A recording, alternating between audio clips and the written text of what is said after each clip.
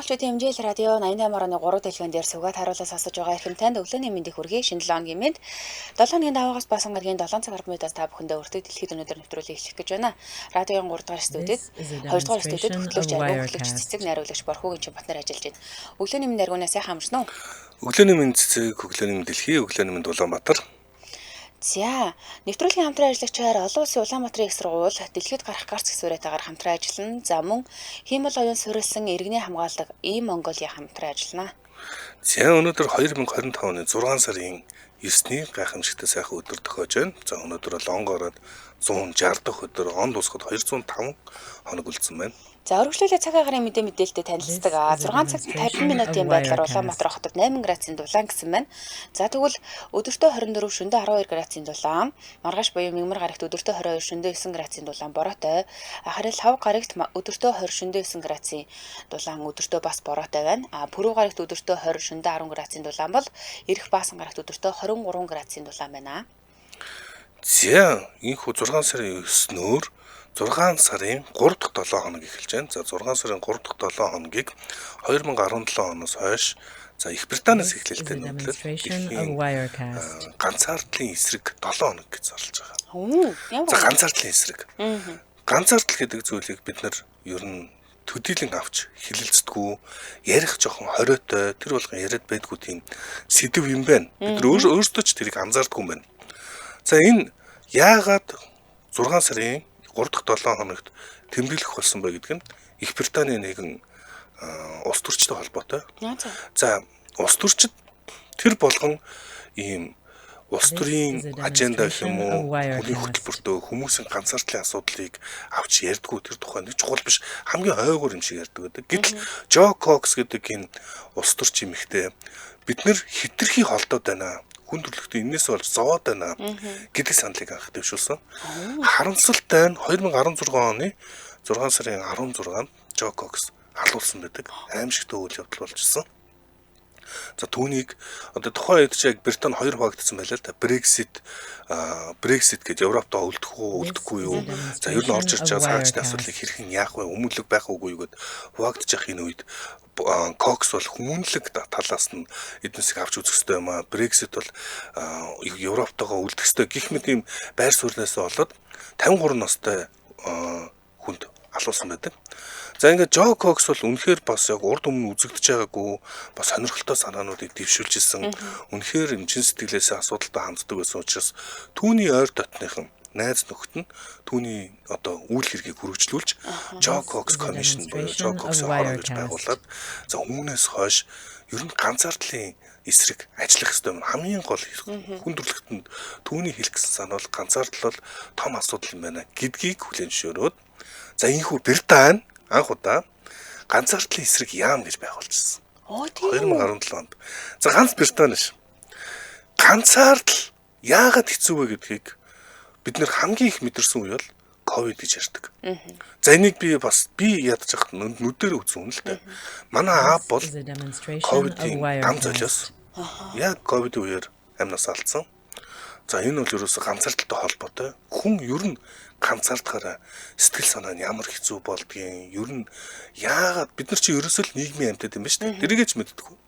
Зөвхөн хитэн лайк бөгөөд хитэн одоо комент момент бол бидний яг тэр хэрэгцээ нийгмийн хэрэгцээг хангаж чадахгүй.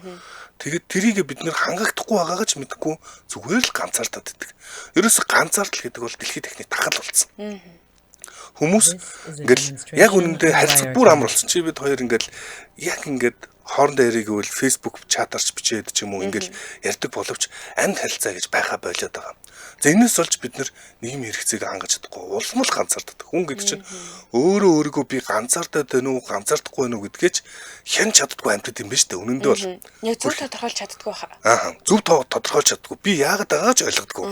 Facebook л ороод ингээл өөрөө ингээл утгагүй хиймэл юм харилцааг хүсээд ингээд байдаг боловч яг яаж мэдээж хэрэг ойлгомжтой хүн хүрэх харахаас ахуулаад амьд харилцааны шал өөр шүү дээ. За энийг одоо баталж болох бас нэг жишээ бол хамгийн сонирхолтой бас нэг улсуудын нэг бол Япон улс.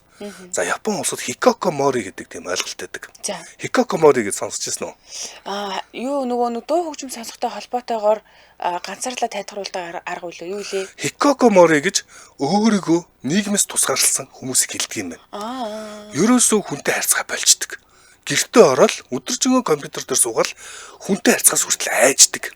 За ийм үзэгдлээдэг Японд 1 сая хикокомори байдаг юм. За тэгээд энэ ганцаардлаас болж хүмүүсийн зүрх судасны асуудал, ер нь сэтгэл санаа бүх асуудал нөлөөлдөг учраас Японд бас 2021 онд ганцаардлын эсрэг яам гэж байгуулагдсан. Өөрөөр хэлбэл одоо Монголд ч гэсэн тийм асуудал үүсэж байгаа дамжиггүй зүгээр судалгаа тооцоонд байхгүй болохоос. Тэгэхээр бүгд л ганцаарддаг байх. За манай одоо радиог сонсож байгаа хүмүүс ч бас хэлдэг шүү дээ. Ганцаардалт минь тус болдгоо.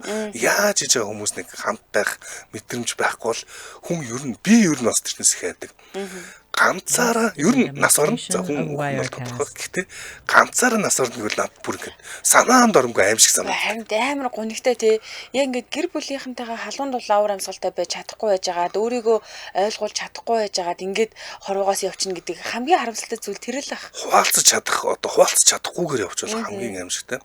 За тэгээ ковидоос хойш ер нь бол энэ ганцаардал гэдэг бол дэлхийн хэмжээний асуудал болсон юм байна гэдэг. Дэлхийн эрүүл мэндийн байгууллагаас ач холбогдол өгөөд за ганцаардлын тооцоонуудыг гаргаад ингэж явж байгаа юм бэлээ. За ер нь ганцаардал бол ийхүү одоо 2021 онд дэлхийн хамгийн том асуудлуудын нэгэ гэж дэлхийн эрүүл мэндийн байгууллага зарласан байна. Одоо сүүлийн үед нүг гэр бүлтэй хүмүүсийг ганцаардахгүй гэж хүмүүс амар буруу ойлгоод байна л да. Одоо чи хүүхдүүдтэй эзтэй, чи их нэртэй эзтэй гээд гэтэл ингээ хүнд чи нөгөө нэг хувийн орон зай гэж сүүлийн үед аюух яригддаг болсон шүү дээ. Ганцаараа байх, одоо юм тухтай байх, өөрийгөө гэр бүлийнхэндээ илэрхийлэх гээд ингээд харин гэр бүлтэй хүмүүс ч гэсэндээ ганцаардаж болдгийм байна гэдгийг сүүлийн үед бол аюух судалгаанууд харуулад идэг болсон билээ шүү дээ. Яг зөв. Ер нь ганцаардал гэдэг бол заавал ингээд юу гэх юм одоо бид нар бол ганцаардлыг хамгийн ингээд алдартай ганцаардлын бэлэг тэмдэг бол Робинсон Крузо. За Робинсон Крузогийн ганцаархнаа тусгай арал дээр одоо ганцаарддаг. Ингээл тусгаарлаа ажихал ганцаарддаг гэж бодсон чинь яг үнэндээ үгүй юм байна. Тэрнээс ч одоо 300 400 жил өнгөрчлөө. Тэр одоо Александр Селкерк гэдэг Робинсон Крузогийн цаанд байсан хүний үйл явдлаас хойш өнгөрөөд бид нар өнөөдөр юу мэдэж байгаа гэхээр ганцаардахын тулд хүн заавал ийм бодит ахуйгаасаа тусгаарлагдах биш юм аа. Энэ сэтгэл зүйн асуудал юм байна. Олон хүн дотор ч гэсэндээ ганцаардаа сууж явах тэр мэдрэмж бүр үнэхээр хүнд амар өвтгдөг байхаа тий. Харин тий. За тэгээд Харвардаас гаргасан 2021 оны бас судалгаа байна. За энэ судалгаагаар юу гэж үзсэн бэхээр залуу хүмүүс илүү их ганцаардаг болж эхэлж байна. Залуу тусмаа. За бидний дээд үеийнхэн чинь одоо Овг аймгийн бүр дэшээ 2000 жилийн өмнө ярил Овг аймгаар амьдардаг байсан хүмүүс. Бид нар улмал ингээл нөгөө тустай ажил хийгээл өөрийн гэсэн карьертай болоод ингээл өөрийн гэсэн амжилт гэдгийг ерөөсө завгүй байх гэж үзэл юм найз нөхдөд гарах цаа байхгүй шүү дээ. Би мөнгө хийх хэрэгтэй гэл амьдраад ихэлсэн чинь доошлох тусмаа одоо залуу үеих болох тусмаа улам ганцаардаад байна. За Америк нэгдсэн улсын хүн амын залуу хүн амын 61% маш онцгой ганцаардалтай. Харин одоо тийм ажиглагдаад байгаа юм аа. Одоо ингээд нөгөө үе хоорондын ойлголцол гэдэг нэг зүйл энэ дээр бүр үнэхээр амар хүч төрж орж ирж байгаа юм шиг санагдаад байгаа байхгүй юу? Бид нар жишээлбэл одоо нэг 16 7-аатай хүүхдүүдийг ойлгохгүй байгаа шүү дээ. Яг яагаад болчаанд болохгүй юм байхгүй шүү дээ. Чи идэх хоолч юм байна. Сэрэх унтах газар ч юм байна. Чи яг юунд болоод ингээд ойлгохгүй үе хоорондын юм зөрчилдөө бас ганцаардал дээр амар нэмэр болд юм шиг байгаа. Гэтэл нөгөө хүүхэд чинь хэрэгцээ нь бол тэр юм дээр одоо идэж уух хоол хүнс бидний нөгөө нэг 90-ад оны шиг юм дээрээ тогтохгүй шүү дээ. Шал өөр хэрэгцээтэй байгаа. Тэгэхээр энэ ойлголцлыг давж гарч би биэндээ ойлгуулж чадахгүй болохоор хүүхдүүд амар ганцаардаг байх гэж би сүүлийн үед хардаг байсан. Хөөрхий хүүхдүүд яг ямар байх ёстой мэдгүй шүү дээ. Ууг нь бид нар зааж өгсөн шүү дээ. Тэгсэн чинь нэг сүүлийн үед гарсан нэг өнгөө шүү дээ. Тог тасарсан чинь гэрийнхэндээ харьцаж үзлээ. Дайжгүй хүмүүс юм нэлээ гэдэг шиг.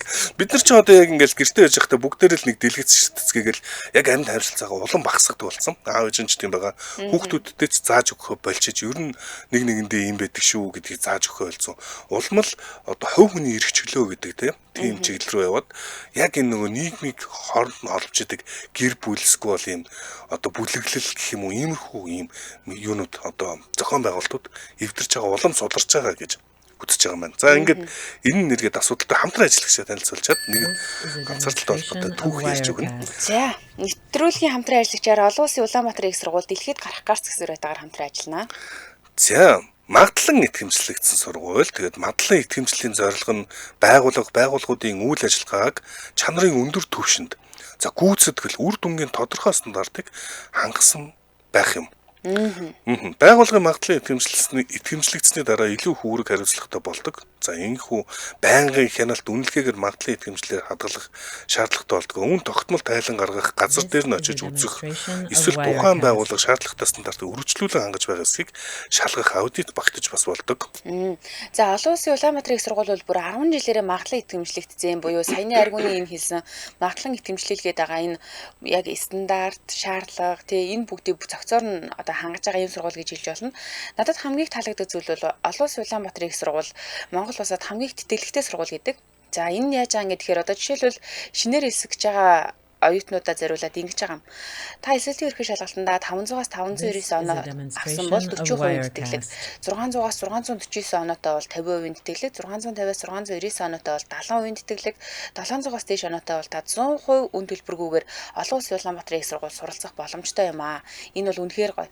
За тэгээд энэс гадна олон улсын Улаанбаатарын их сургууль олон улсын гэдэг шалтгаан гэх юм бол маш олон гадаадын сургуулиудтай хамтарч ажилладаг. Тэр одоо шинээгээрээ жишээлбэл 2 дээр нэмэх нь 2 хөтөлбөр хэрэгжүүл. За Солонгосын хувьд бол Монголда 2 жил сураад, Солонгост 2 жил сураад тэгээд Монгол Солонгос юм пост дипломтой төгсөв.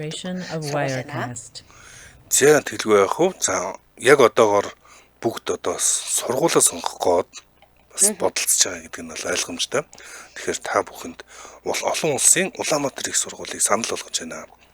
За энэ IUU цэг эдүү цэг юм байна гэдэг албан ёсны вебсайт нагаа та бүхэн вебсайт руу ороод дэлгэрэнгүй мэдээллийг хараарай. Олон улсын Улаанбаатар их сургууль гэдэг тавил албан ёсны Facebook пэйж нагаа пэйж дээр нь лайк дараад за дотор нь байгаа дэлгэрэнгүй мэдээллийг бас авах боломжтой. За эсвэл хэмжээний тухай солонгос хэлний орчуулга, англи хэлний орчуулга, олон улс орон судлал, за мөн солонгос хэлний огш, англи хэлний огш гэх мэтчлэн маш олон мэргэжлэр эсэлтээ авч байгаа. Манай нэвтрүүлэгтээ олон улсын Улаанбаатарын их сургууль дэлхийд гарах гарц гисүү урайтаагаар хамтран ажиллаа. Та бүхэнд маш их баярлалаа. Баярлалаа.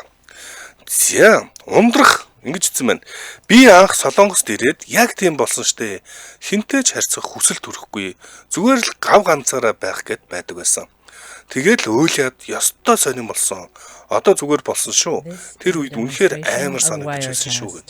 За хүн гэдэг чинь бас өөрийгөө яагаад байгаа ч бас нарийн сайн ойлгохгүй тэгээд ингээд ганцаардчихдаг ч юм уу тийм газар руу ангал руу явд орчдөг юм билээ. За Хикокомори гэдэг одоо ийм Япон ирчүүд одоо ихэнх нь ирчүүд гэдэг юм байна. 60-аас 80% нь ирчүүд. Тэгээд ирчүүд илүү ганцаарддаг илүү өртөмтийг нэ. Тэгээд амин оролттой ирчүүдийнх нь бас өндөр. Тэгэл нэг одоо бас тийм бах ирчүүд хамаагүй илүү амин оролдог. За тэгэл нэг нийлж сууж байгаа л муулаад ярьчих хүн байдгүй юм уу? Ер нь эсвэл өөрийнхөө асуудлыг ингээд нээлттэй ийм би асуудалтай нэг хүлээн зөвшөөрч чаддаггүй. За ер нь их эмзэг хүмүүс юм байна шүү. Бусдад дараа олчих үдэ гэж боддог. Энэ айгүй жоохон юу юм шиг үлээ. Энэ бодол айгүй буруу юм шиг үлээ. Бид нэр ингээл найс нөхдүүдтэй хандаал үгүй нэг ярилцах гэсэн чи гараад ирж гэхэлэр за гэр бүлтэй цагаа өнгөрүүлээ. Надад ч одоо хэн байх вэ гэл ингээ бодоод эхлэнгүүт л буруудаж байгаа юм шиг үлээ шүү дээ. За Япон гэдэг чинь бас их сонин нийгэм нэ. Би бүр ингээд Япон гаж гэх юм уу бид нараас хүлээж авахд айгүй хэцүү бүх юм хүчилж идэг юм шиг. Японд бас ганцаардлын хамгийн алдартай нэг түүх байдаг юм байна. За тэр хүний нэрийг бол Насуби гэж нэрлэдэг. За жинхэнэ нэр нь бол Томооки Хамацу гэж нэрлэдэг. Уг нь бол аав эцэг эхээс өгсөн нэртэй байдаг. Гэхдээ Насуби гэдэг бол түүнд өгсөн хож юм байгаа юм. Хаш ногоо гэж байдаг. За хаш гэж түүнийг хочлдог юм байна. Насуби гэдэг нь хаш гэсэн үг. За тэгээд хаш яага хаш гэж нэрлэсэн одоо манай найруулагч нь зургийг өгч байна. Нүүрнийх нь хэлбэр нь хаш шиг хэлбэртэй. 30 см урт сунгацсан юм шиг юм хаш ногоо шиг юм хэлбэртэй маш хөгжилтэй гэх юм уу. Энэ залуу би бүр энэ түүхийн сонсчод бүр өрөвдөөд хайр хүрээд болдгоо хөрхий хүнийг өрөвдөхөрч яг ингээ гонцгол царайтай болохоос айгүй царайлаг залуу ш нүд байна уу байна хүсэг байна уу байна Аз гэхэд бол үнэхээр царайлаг залуу орогч тэр тусмаа Япон гэхэд бол за тэгэд Насубигийн түүх бас их сонирхолтой. Японы бас юм босром гэх юм уу гаж гэдгийг харуулсан юм одоо түүх гэж хэлж болно. За Насуби ууг нь бол хошин шогийн жүжигчин. За ингээ хошин шүгэн жижигчин Японы янз янз гаж юм нэвтрүүлгүүд байдаг шүү дээ. Энд орж байхдаа нэгэн чаленж буюу нэгэн ийм даалгаврыг хүлээж авсан. Тэр нь яасан бэ гэхээр ганцаараа байгаад $10,000 тэнцэх хэмжээний хожих хүртлээр ганцаараа байх тийм даалгавар авсан байгаа юм. За энэ 10,000 доллар яаж авах юм тусад нь ярьж өгнө. Яасан гэхээр тустай өрөөнд байлгаад зүгээр усал байгаа өөр юм байхгүй. Тэгээд сэтгүүлүүд байгаа. Шав шалтан юу ч авахгүй гав ганцаараа шав шалтан ус байгаа. За бусдаар бол хоолоо өөрөө олж авах хэрэгтэй. Тэгээд эндээс гарах хэрэг өөрөө олж авах хэрэгтэй. Ийм одоо нэвтрүүлгийн тэмцээнд орох одоо чаленжийг хүлээж авсан гэж хэлж байна. За энэ чаленж дэлхийн түүхэнд хамгийн их хүн үзсэн нэвтрүүлэг гэдэг юм. ТV нэвтрүүлэг. Яагаад гэхээр одоо энэ дунджаар Японд 98 онд болж ирсэн юм нэвтрүүлэг юм байна. Game of Thrones. За дэлхийн хамгийн алдартай цувралтай хамгийн алдартай ангийн нийтдээ 16 сая үзсэн байдаг бол Насубигийн энэ ганцаараа байх үеийг 17 сая дунджаар 17 сая үздэг байсан. Өөрөөр хэлбэл маш алдартай юм түүх. Яагаад энийг үзүүлсэн бэхээр үнэхээр хаж. За нүцгэн ганцаараг нь байлгаад сэтгүүлүүд л өгдөг юм. За сэтгүүлүүдээ мэдээж гадаад ертөнцтэй ингээд холбогдож байгаа сэтгүүлээр дамжина. За сэтгүүлүүдийн хойно юм хусдаг юм суглаа гэдэг юм байна. За энэгээр янз янзын юм хожих боломжтой. Хаяа хоол олно, хаяа хоол олохгүй. Үлсэн. Бүр ингээд гараа Гуантанамогийн шорон гэдэг шүү дээ. Бүр хамгийн алдартай хатуу дэглэмтэй шорон хүртэл ийм амар харгас байдгүй гэж ярьж. Тэгж Японууд ийм амар харгас энэ хөөрхий залууг ганцаар энэ хэр удаан байлгасан гэж бодож байна. This is a demonstration of Wirecast. 15 сар. 15 сарын турш ганцаарыг нь байлгаад жил 3 сар.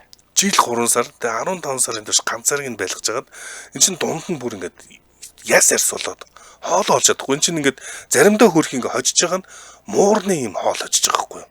Тэгээд тэрийг идэн. Тэг хөрх ингээд нэг баярлж байгаа бичлэг нэг манай найруулагчаас өгч магадгүй. Ингээд зүгээр нэг юм жели гэдэг штэ бид нар ингэж ярьдаг одоо желатин гэж ярьдаг цэлцэгнүр очичоод ингээд баярлаад байгаа. Бас дээрэс нь энэ одоо ингээд эргээд энэ хүний эрхийн асуудлыг ярихгүй байхын аргагүй нэг сэдв нь хасууби ууг нь нөгөө даалгавар нөгөө гайтай 10,000 доллартай тэнцэх хэмжээний мөнгө хожих даалгавраа 10 сар болж иж гүйцэтгэсэн байна. Тэгээ гүйцэтгэж тахчих яагаад гүйцэтгэжээд өргөжлүүлээд солонгос тавьчаад та ялчлаа гингүүтээ дахиад өргөжлүүлээд харцсан.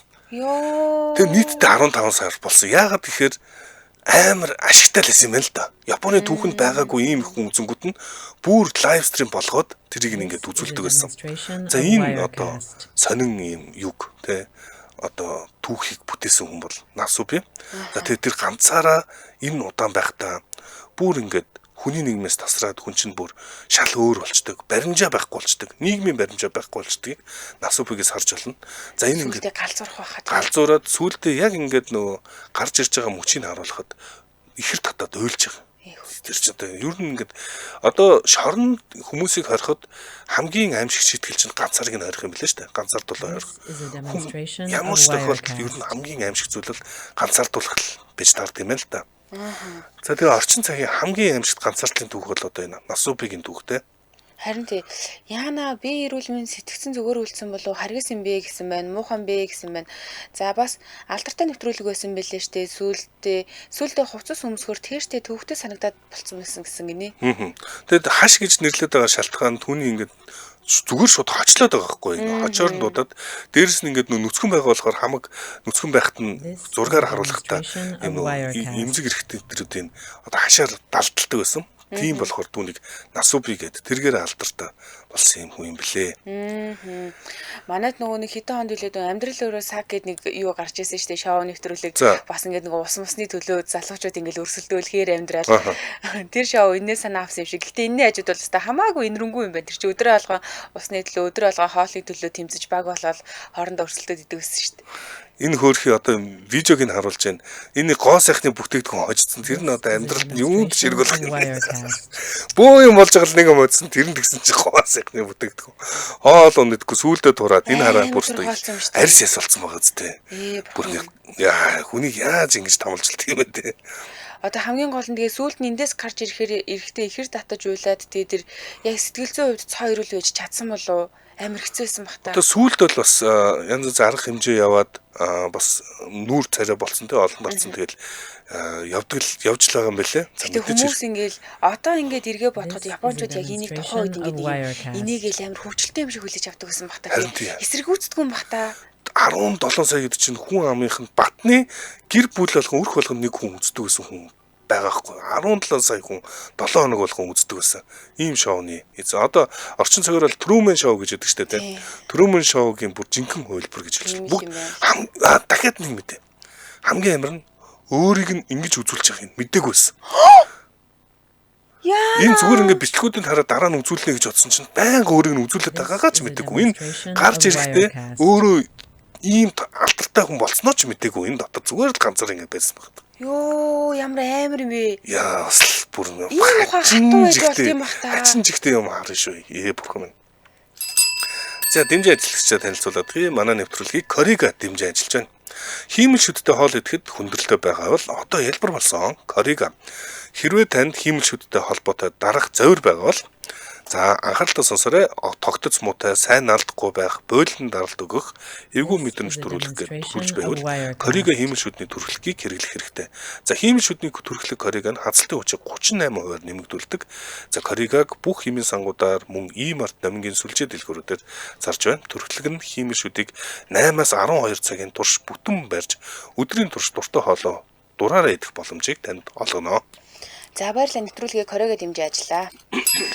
За дараагийн ярих хүн түүхэн дурсан алдартай хүн Бети Мамуди гэдэг хүнийг би авчирсан. Ярихаар бэлдсэн. За яадаг хүн энэ хүн яагаад алдартай болсон гэхээр Not Without My Daughter буюу махчлаад орчуулах юм бол одоо охингүйгээр л биш шүү гэх юм уу та. Ийм номын зохиолч. За энэ ном 1987 онд хэвлэгдээ шууд бестселлер болсон. Тэгээд 1991 онд буюу одоо нэг 3-4 жилийн дараа энэ ингээ бестселлерыг санаа аваад кино хийгдсэн юм билээ л дээ. За ямар учиртайгаар энэ номыг бичих болсон бэ? Бети Мамуди гэж хин юм бэ гэд хэдүүлээ яриа. Бети Мамуди 1945 оны 6 дугаар сарын 7-нд Америкийн Мичиган мужид төрсөн. Тэгээд сувилагч болоод эмнэлэгт ажиллаж исэн. Энэ хугацаанд Муди Мамуди гэдэг ийм Иран гаралтай залуутай хайр сэтгэлийн холбоотой болсон. За Муди Мамуди бол Иранаас ирсэн. Одоо нөхрийг ярьж байгаа шүү. Иранаас ирсэн, Мичиганд суралцаад тэгээд Мичиганы эмнэлэгт ажиллаж исэн юм залуу. Тэгээд одоо энэ хоёр ирээдүйд гэрлэн л дээ. Тэгээд эхнэр болох хүнтэйгээ яаж танилцсан гэдгсэн чинь эмнэлэгт байхдаа танилцсан. Тэгээд энэ Мүүдигийн нөхөрсөг зан, найрсаг, нээлттэй, боловсралтай, оюулаг занд нь одоо ингээ эхнэр нь татагдаж эхэлж байгаа юм л та. Тэгээд болцоож эхэлсэн.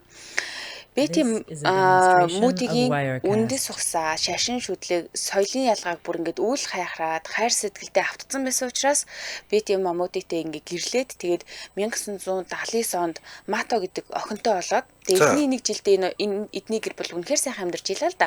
Яг Америкта.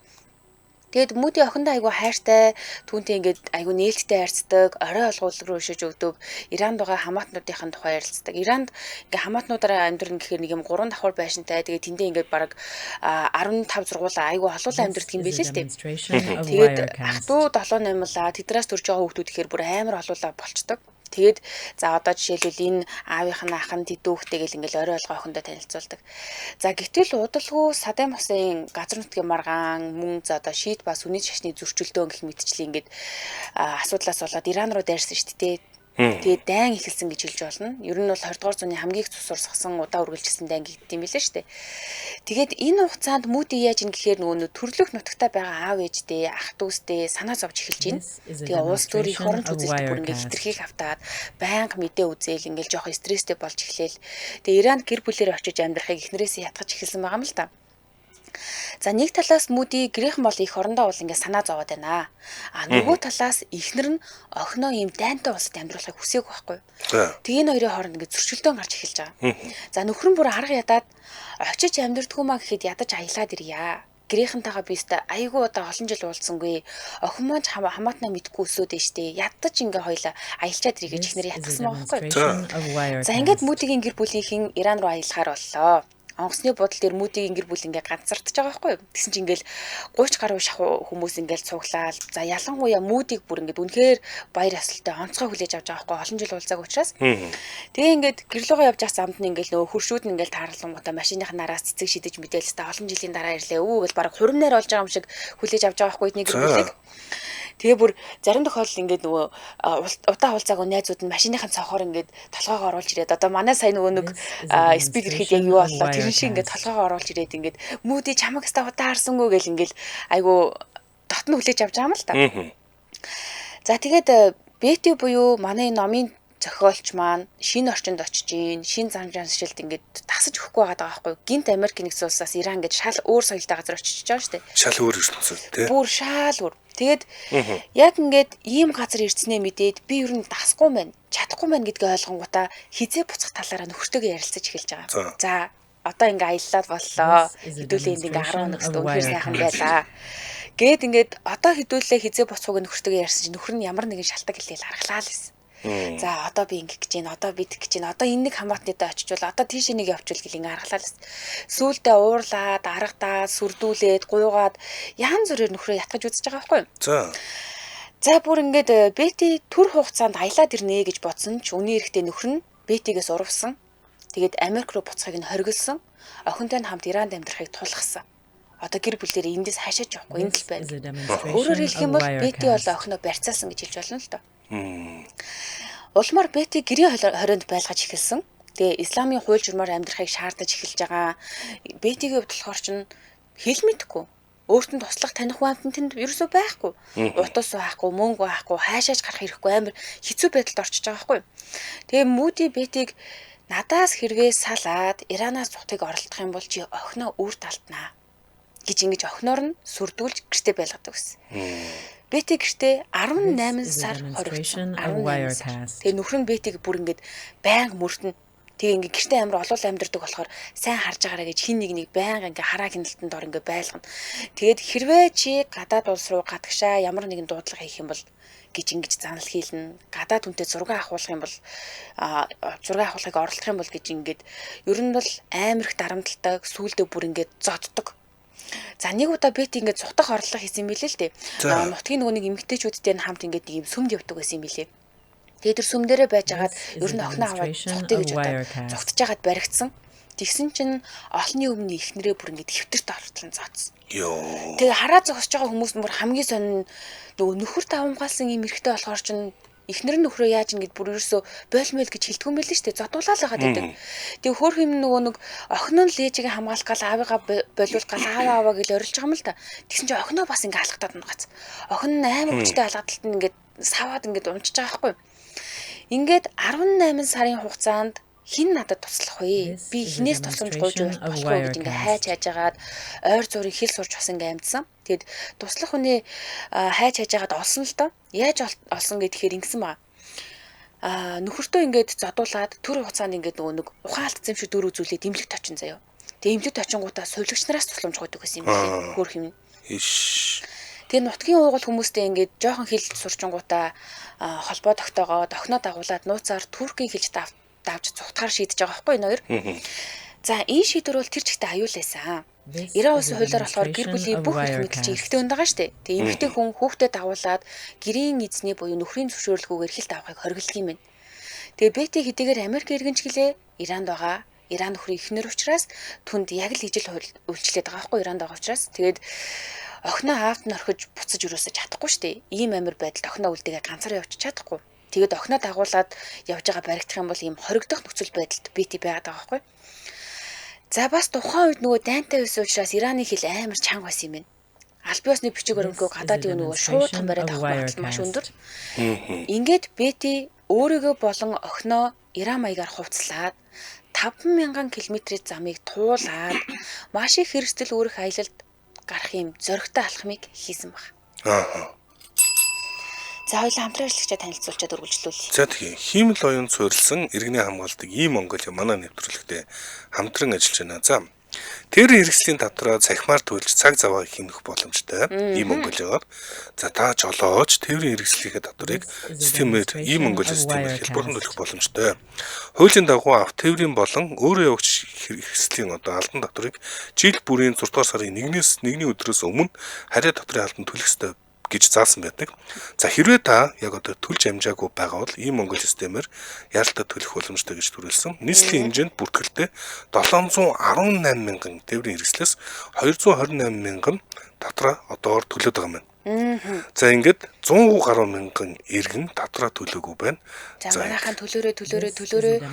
За Ийм Монголиар хэрхэн татвараа төлөх юм гэхээр ийм Монголиа системд өөрийн бүртгэлээрээ нэвтэрнэ. За одоо бол ийм Монголиагүй хүн гэж байха болцсон тийм ээ. Хүн болгоны утсан дээр ийм Монголиа систем байгаа. Тэгээд үйлчилгээний хэсгүүдээс нь татвар төлөх гэдэг нь үйлчилгээг нь сонгоод тээврийн хэрэгслийн мэдээлэл шалгасны дараа татвараа захимаар төлнө. Ингээд л ийм амархан ерөөсөө ийш тийшээ явж бичээ сасны ажил их шаардлага байхгүй шууд онлайнаар төлчихнө.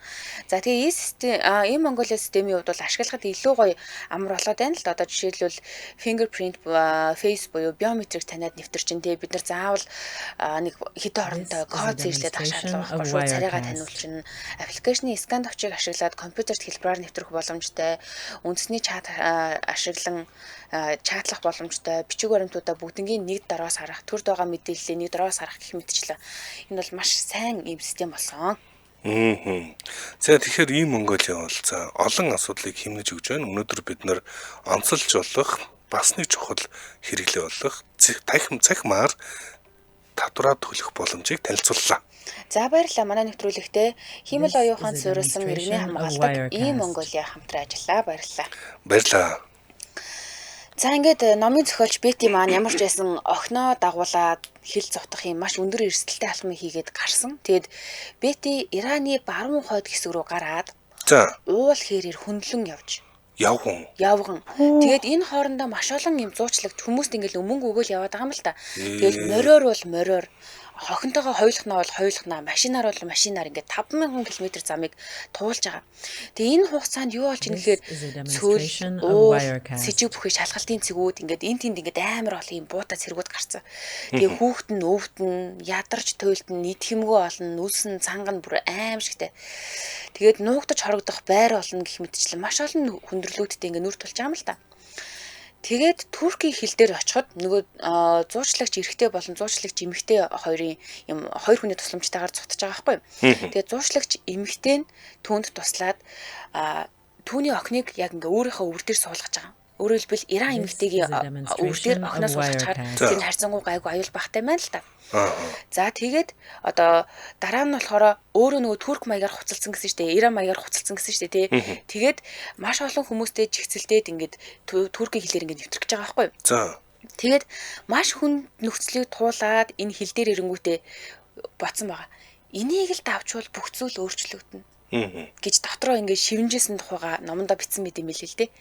За тэгээд ингээд ямар ч байсан өөрийгөө ингээд хуцалтаараа бүрэн халахалсан охиноо ингээд юм Иран эмэгтэй төрүүлж учраас энэ хоёр яаж хийж агаад нэвтэрч чадсан. Харин азар тэр нөгөө нэг цэргүүд нэг сэжиглээгүй шалгаж исэн ч гэсэндээ жоох эргэлзэжсэн ч гэсэндээ тэрийг тодруулаагүй цаашаа нэвтрүүлсэн мөлий. Тэгээд Турк руу оронгуудаа шууд орчуулагч олж аваад тэгээд Туркд байгаа тэр нөгөө элчин Америкийн элчин сайдын яамтайгаа шууд холбогдоод амь аврахыг гуйсан байдаг.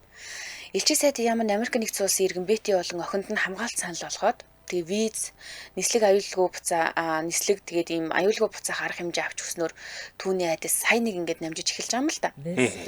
Тэгээ Бэти охиныхаа хамтаар Туркийн нийслэл Анкара хотоос Герман руу нисээд тэндээс Америк нэгдсэн улс руу ниссэн байлээ. Хичнээн нөгөө нэг яг ингээд элчин дээрээ очиод бичиг баримтаа бүрдүүлсэн ч гэсэндээ цэргүүдээр хамгаалуулахыг хүссэн байгаа байхгүй юу. Тэгээ ийм учраас цэргийн хамгаалтанд ор нисэх буудал дээр ирсэн. Тэгээд нисэх онгоцны хаалга ингээд хаагдчихж байгаа шүү дээ, тий. Онгоцондоо сууж байгаа шүү дээ. Тэгээл ерөөсөө Бэтийн хөлн ингээд сулраал доошоо ингээд сум туссан гэдэг байхгүй юу. Хаалга хаагдахад л би амьд үлдсэндээ итгэсэн гэж энэ хүн охиноо дагуулаад 5000 км замыг туусныхаа дараа нэг юм одоо амьсгах боломжтой болж байгаа. Гэтэ нөхөр нь ямар муухай юм бэ, тий. Хөгийн багааз. Тэнгэрт хөөрөх тэр онгоц бол миний амьдрын гэсэн итгэлийн жигүүр байсан. Би зүгээр л онгоцоор ниссэн юм биш. Би эрх чөлөөтэй эх орондоо иргэн очсон гэж энэ ишлэл нь маш алдартай юм билээ. Тэгээд эх орондоо очсныхоо хойно өөрийн бүх туулсан бүх зүйлсээ ном болгож хэвлэхийг хүсээд 1987 онд номоо хэвлүүлснээр түүний түүхээс идүүлсэн Not Without My Daughter гэдэг ийм кино хийгдсэн түүхтэй юм бэл. Киног нь хайх юм бол нэр англи хэлээр байлаа. Би киног нь бүлгэж үзсэн. Бас сонирхолтой гоё хийгдсэн кино лээ. За дэлхийд өнөөдөр нэвтрүүлэг өрхөлж байна. Дэлхийн түүхэнд 6 сарын 9-нд ямар үйл явдал байсан тухай одоо сонирхолтой бүгд Америк нэгдсэн улс руу очноо. Тэгээд манай өнөөдрийн түүхийн гол эзэн хүн биш. Өөр зүйлээ хуулна. За энэ бол амтан. За энэ бол морь. За 1973 оны 6 сарын 9-нд Belmont Steak гэж алдартай морин тойруулгын уралдаан болдог. This is a demonstration of Wirecast. Одоо уралдаан болж исэн гэж хэлж болно. Секретариат гэдэг хүрэн зээрд хязгаарлан азраг байдаг аа. За энэ түүхэн амжилтыг үзүүлсэн. За энэ секретариат гэдэг нэртэй 2010 он Disney хийсэн кино байдаг. За энэ халзан хүрэн зээрд азрах бол секретариат юм том биетэй. Ер нь монголчууд ч адуу их сонирхдаг шүү дээ. Ганц ихтэй адуу сонирхдаг улсууд бол монголчууд бол биш. За Америкт бол бас яг адуу морин тойруулга бол маш их хөгжсөн байдаг. За тэгээд энд секретариатын үзүүлсэн энэ амжилт бол өөрөө үнэхээр ингээд хүн итгэхийн аргагүй амжилт үзүүлсэн гэж ярьдаг. За. Энэний түүх нь бол бүр өөрөө бүр кино юм байна лээ. Тийм ч учраас кино хийж байгаа. Секретариатын юм гарч ирсэн кино бол өөсөө бүр үнэхээр гоё түүхтэй юм бэлээ. Яг би одоо цаг бага болсон болохоор ерөнхийдөө товчхон түүний амжилтуудыг яриа. Секретариатын Belmont Steak дээр яагаад онцгой вэ гэхээр Triple Crown буюу Америк нэгдсэн улсын морин тойруулгын одоо энэ шавар энэ дээр шорон зам дээр морин тойруулгын 3 том тэмцээнийг нэг жилийн дотор гурвуулыг нь авсан тийм амжилт ер нь бол маш ховор байдаг. 25 жил ийм амжилтыг үзүүлээгүй байсан. За тэгээд өмнөх 2 тэмцээнд нь бол Дарбинуудад төрүүлсэн байж байгаад 3 дахь буюу 6 сарын 9-нд болсон энэ одоо Belmont Steaks-ийн уралдаанд секретариат гэдэг энэ хүрэн зээр дазраг төрүүлэхтэй тасархай төрүүлж орж ирсэн. Ойролцоогоор 74 одоо энэ чинь километр 1.5 км-ийн зайдаг уралдаж байгаа хгүй юу. За ингээд ингэж орж ирэхдээ 74 метрээр тасарч орж ирсэн. За тэгээд тэр нь бас сонирн биш гэж байгаа юм. Яг ингээд спорт мэддэг хүмүүс ингэдэг гинэ. Бид нар чи ингээд эхлээд уралдааны эхлэлт хамаг хурдаа шавхаа дуусчих шүү дээ. Тэгээд тойрох болгондоо бид нар дараагийн тойрог болгондоо бид нар хурдаа алдааж явна. Секретараа тэгээгүй. Эхлээд эхний тойрогоо эхний километрээ хэсгээ 25 секундэд, дараагийнхаа 23 секундэд, 22 секунд гэж сүүлийгтэр бүр галзуу шиг хуралж орж ирж ингэж үзүүлсэн. За ийм үзэгдэл бол ерөөсөө бэдгүй юм байна. Ер нь одоо ийм түүхэнд бол за энийг бас өөрөөр юу гэж секретариат гэдэг энэ адуу өөрөө тийм нэгдүгээрт маш сайн ийм одоо хурдан удмын ад мөн. Дээрс нь сэтгэл зүйн хувьд бол гайхамшигтай адуу нэг гэдэг нь хэлж байгаа. Яг тэгэхээр тэр чинь сэтгэл зүйн хувьд улам урдаа нэмээд бүр ингэж үзүүлж штэ бүр барианд орохдоо ингэ бүр азаргалж үзүүлж байгаа. Амтчсан гэх юм уу тий. Амтчсан гэдэг. За ингэж үзүүлсэн энэ одоо адуу бол дэлхийн түүхэнд хамгийн агуу адуу гэж нэрлэгддэг. За энэ одоо рекордыг одоо хүртэл эвдэг байт юм бэлээ. Ийм адуу байхгүй.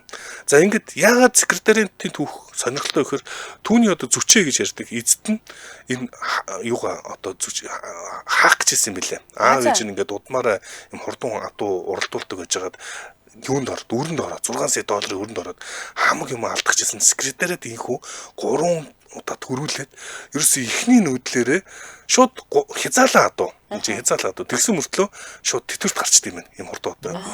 Яагаад гэвэл ерөөсөө л ийм хурдан удмын адууны үрийг авна гэд хүмүүсээс мөнгө цутгаж өгдөг юм. Эзэндээ 100 сая доллар олж ирсэн адуу гэдэг. Юу 100 сая вэ? Эхлээд 6 саяар зүгээр л нөгөө харилцан энэ нөгөө төлийн үлдээх эрхийн хэлтүүлэх эрхийн 6 сая доллар зараад үлдээд 600 гаруй одоо түл үлдээхтэй 100 сая долларыг олж өгсөн. Юм байт юм. За ер нь юм хурдан сумын адуу чинь ер нь гол бизнес нь дараа нь үр төлөлөө үлдээх гэдэг юм ба штэ. Их залууд нь бас тэтвэрт гаргачдаг юм байлээ. За тэгээд секретариатын бас нэг сонирхолтой зүйл нь түүний зүрхэнд нас орсны дараа одоо яг энэ хөрх нөө туурайны юунд одоо өрөвсөл ханны өрөвсөл гэдгээр ягаад хэвд унтуулсан юм байлээ. За ингэсний дараа задлж үзэхэд зүрх нь 10 кг байсан гэж. Яа. 10 кг. За бүгдээр адууны зүрхийг бүгд л мэдхөөлгөөдөө нэг өсрэл дунджаар 4 кг байдаг юм байна. Секретариатын 10 кг ийм том зүрхтэйсэн. Тийм учраас ийм хурдан одоо алдахгүй ерөөсөө тойроод бусдууд нь ингээд хоцорч эхэлж байхад ганцаараа бүр улам урдлаад байсан. Шинээр бол мотор сайтай байна гэсэн үг. Мотор нээр тийм байдаг. Тэгэд юу бас эн чинь бас их нарийн их талаасаа гүү талаасаа эн чинь их том зүрхтэй эцэг талаасаа их том булчинтай тийм одоо удмыг нийлүүлээд одоо ийм гайхамшигт хөглөг төрж исэн юм билээ. Сонирхолтой. Би зурагтаар үзээд өгтлөө үйсэн штэ гэж энэ морь бол үнэхээр гайхалтай түүхтэй юм билээ. Киног нь үзсэн л гэж байна. За баярлалаа. Энэ түрүүд нэвтрүүлэг өндөрлөж байна. Хиймэл оюун суурьс иргэний хамгаалдаг ийм Монголын хамтран ажилласан. За мөн олон улсын Улаанбаатар их сургууль дэлхийд гарах гарц гэсэн урайтаар хамтран ажилласан. Баярлалаа. Сонсогч та өргөжлүүлээд 8 цагаас радио мэдээгээ үлээн сонсороо 8 цаг 10 минутаас та мэдгүй нэвтрүүлгээрээ уулзцгаая. Баярлалаа Аргуна. Баярлалаа цэцэг.